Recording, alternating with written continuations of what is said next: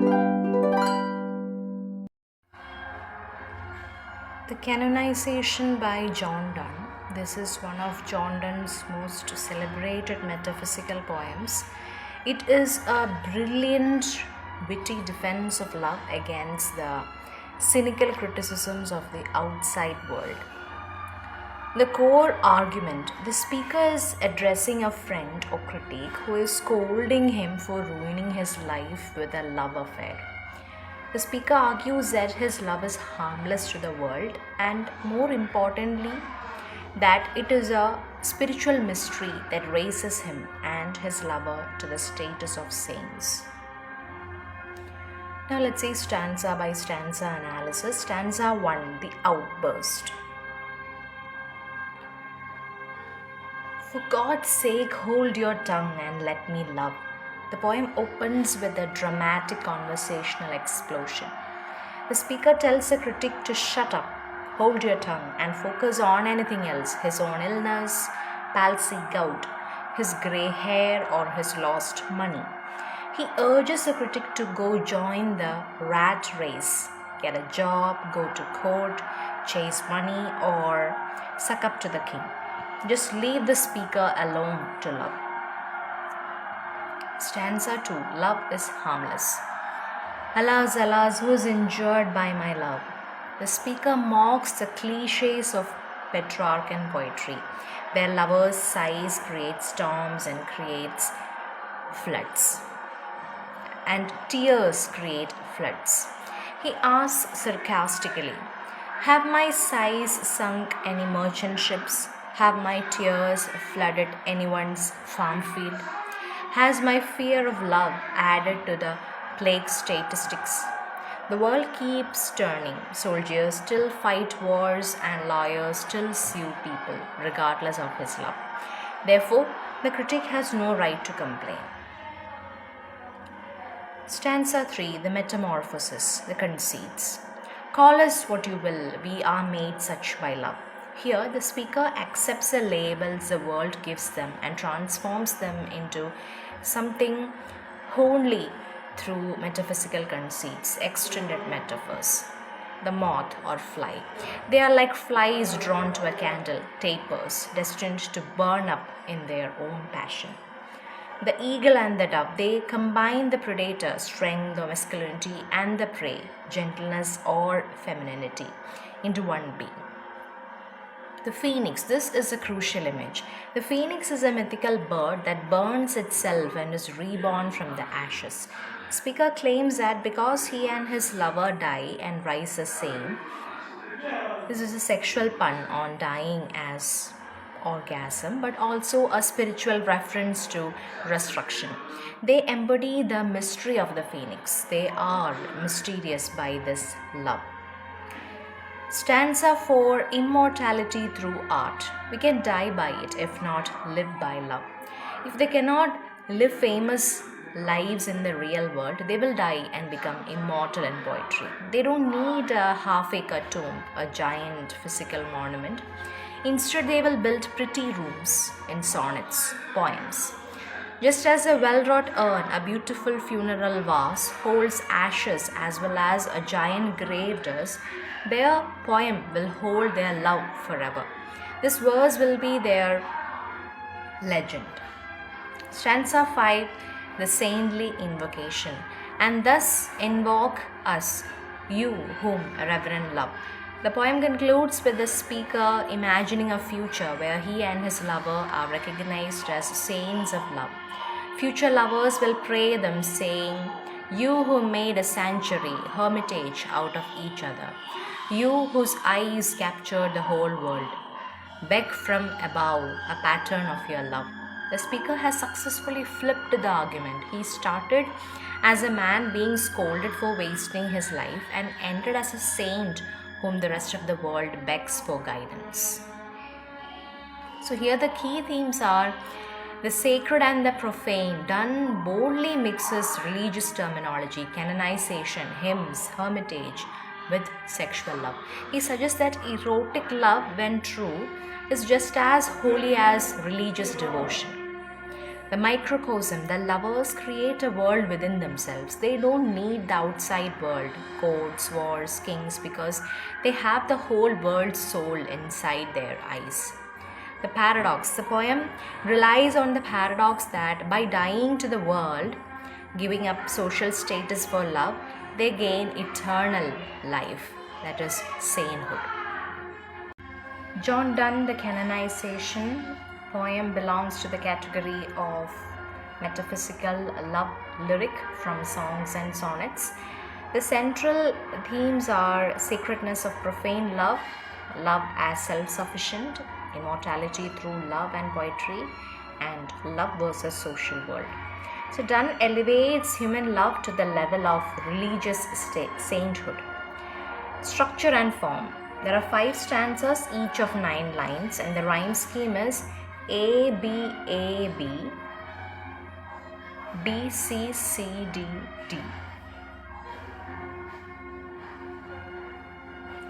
The meter is predominantly iambic. Argument progresses logically from defense, justification, elevation, then canonization. So, stanza 1. The speaker dismisses critics of his love and tells them to focus on worldly matters, career, wealth, age, or power, while he remains absorbed in love. For God's sake, hold your tongue and let me love. The stanza 2. Love harms no one. It causes no wars, plagues, or economical damage. Therefore, society has no right to interfere. Stanza 3. The lovers are compared to phoenixes. They die in love but rise again through it. Love gives them spiritual rebirth. Stanza 4. Though physically insignificant, their love becomes legendary through poetry, preserved like saints' lives in religious texts. Stanza 5. The lovers are canonized, declared saints of love. Other lovers will pray to them and take inspiration from their perfect love. Major metaphysical conceits. Love as religion, that means love is sacred. Lovers as saints, they are martyrs of love. And the imagery of phoenix, here death and rebirth through love. Then poem as hagiography, that means poetry immortalizes love. Imagery, religious imagery, that is canonization, saints, hymns.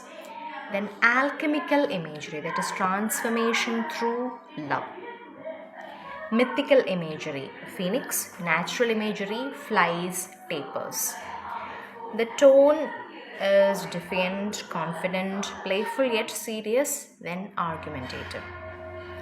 Donne's metaphysical style, there is a dramatic opening, conversational language, intellectual argument, paradox, conceits, fusion of body and soul. Then important lines for quotation. For God's sake, hold your tongue and let me love. Call us what you will, we are made such by love. We die and rise the same, and thus invoke us, you whom reverend love. Critical insight. Donne deliberately uses religious terminology for secular love, not to mock religion, but to show that true love has spiritual intensity equal to divine experience. Love becomes a path to transcendence and immortality. When we compare with his other poems, Batter My Heart, there is violence of divine love versus sanctity of human love. Then in Canonization, love replaces religion, and when compared with Valediction, it is spiritualized. There is a refined love. So the Canonization belongs to metaphysical poetry. The phoenix symbolizes rebirth through love. Canonization in the poem means declaring lovers as saints of love. The poem argues that love harms no one and deserves freedom. In the opening line of the Canonization, what does the speaker demand his listener do? He demands the listener, hold your tongue and let me love. What personal ailments does the speaker invite his critic to mock instead of his love? His palsy or his gout? What 2 signs of aging and decline does the speaker mention in the first stanza? His 5 grey hairs and his ruined fortune. The speaker suggests his critique can improve his state with dash and his mind with dash. Wealth, arts. That means he can improve his state with wealth and his mind with arts. What worldly pursuits does the speaker suggest for his listener involving career and social standing? To take you a course, get you a place, observe his honor or his grace. What two forms of the king's face does the speaker suggest his critique contemplate? The king's real face or his stamped face on a coin? Stamped face on a coin. In the second stanza, what natural disaster have the speaker's sighs not caused? They have not drowned any merchants' ships. What agriculture problem have the speaker's tears not caused according to the poem? They have not overflowed anyone's ground. According to the speaker, his colds have not caused what seasonal disruption? They have not removed a forward spring, caused an early spring to fail. The heats in the speaker's veins have not added anyone to what list? The plague bill, the list of plague victims. What does the speaker assert continues to happen in the world unaffected by his love? Soldiers find wars and lawyers find litigious men. In stanza 3, what two insects are the lovers compared to?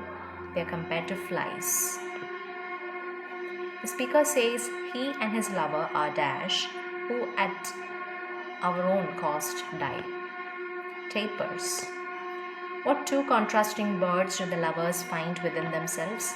The eagle representing strength or masculinity, and the dove representing gentleness or femininity. Which mythological creature's riddle had more wit because of the lovers' union? The phoenix. What do the two lovers become according to the phoenix metaphor? They become one neutral thing where both sexes fit, just as a single phoenix contains both sexes. What paradoxical action do the lovers perform that mirrors a phoenix? They die and rise the same. In the fourth stanza, what will happen if the lovers are unfit for tombs and hearse? Their legend will be fit for verse. If the lover's story is not recorded in a piece of chronicle, where will the speaker build their story? He will build in sonnets' pretty rooms. The speaker compares the lover's story immortalized in verse to what kind of memorial? A well-wrought urn which is as suitable for the greatest ashes as large tombs. Through these hymns, poems, what status will the lovers achieve? They will be canonized for love. In the final stanza, how will future lovers invoke the speaker and his beloved as saints to whom they pray for a pattern of love? In the invocation, love is said to have made the lovers one another's hermitage. For the lovers, their love was peace, but for those who invoke them, it is now what? It is now rage, passion, or poetic frenzy. The lovers are said to have contracted the whole world's soul into what? Into the glasses of your eyes, their eyes. Because their eyes contain the world, they are described as being such mirrors and such spies. What specific worldly things did the lovers' eyes epitomize? Countries, towns, and courts. What is the final request made to the canonized lovers in the invocation? To beg from above a pattern of your love. The comparison of the lovers to tapers, candles that burn themselves out, is an example of what literary device? A metaphysical conceit. What is the primary theme of the poem regarding the conflict between love and the material world? The poem argues for the supremacy of private, spiritual love over public, worldly concerns. How does a poem's title, The Canonization, relate to its central argument? It frames the lover's devotion as a form of sainthood, elevating their love to a sacred religious status. In the first stanza, what alternative activities does the speaker suggest the listener pursue instead of bothering them?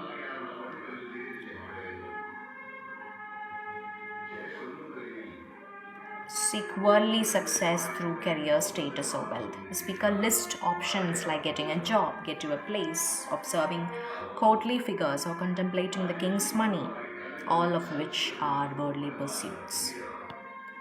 What does the speaker in the second stanza defend his love against the idea that it is harmful to the world?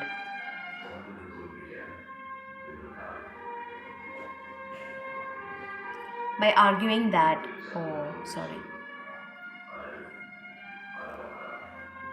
by asking a series of rhetorical questions showing his love has had no negative real world effects. Yes, he questions if his sighs drowned ships or his colds affected the seasons, implying his private passion has no public consequence.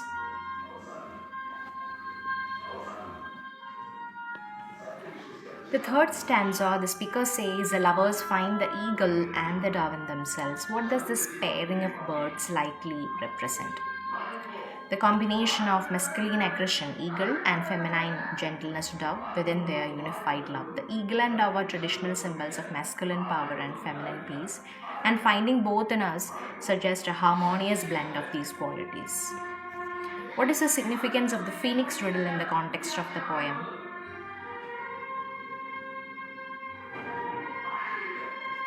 It serves as a metaphor for how the two lovers become one entity and are reborn through their love. The phoenix dies and is reborn as one from its own ashes. The speaker claims he and his lover, two being one, are it, embodying this myth of death and destruction. According to the fourth stanza, how will the lovers achieve a form of immortality if they are unfit for tombs or chronicle? Their story will be preserved through being told in poetry. The speaker explicitly states their legend will be fit for verse and that they will build in sonnets pretty rooms. The central idea of the poem is that the lovers will be canonized for love. What does this mean in the context of the poem? They will be revered as saints of love whose example future lovers will follow. The final stanza describes how future generations will invoke them and ask for a pattern of their love, which is the role of a saint. In the final stanza, what has the lover's love drove into the glasses of your eyes? The entire world which has been condensed and epitomized for them. The poem states that they did the whole world soul contract and that their eyes did all to you epitomize countries, towns, courts. What is the purpose of comparing the lovers to tapers or candles?